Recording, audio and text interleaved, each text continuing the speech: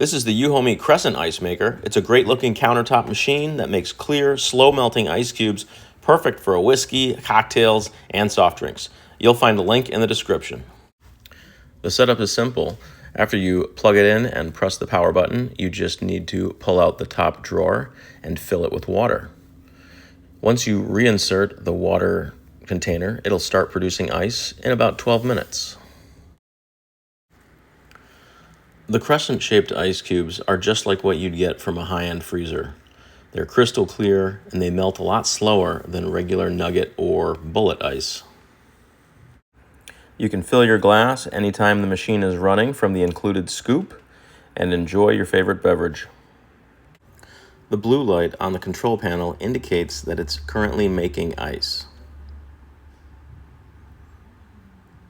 There is blue LED lighting within the ice maker that you can turn on and off simply by pressing the light bulb button.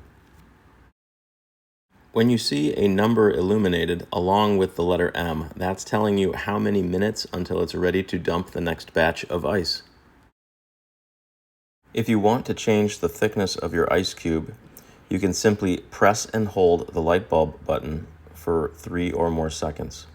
Once you see the D flashing, you can then press the plus button to increase the size of the ice cube up to 5, or you can press the minus button to decrease the ice cube size. You can go as far down as -5. I prefer to have my ice cubes set at 0.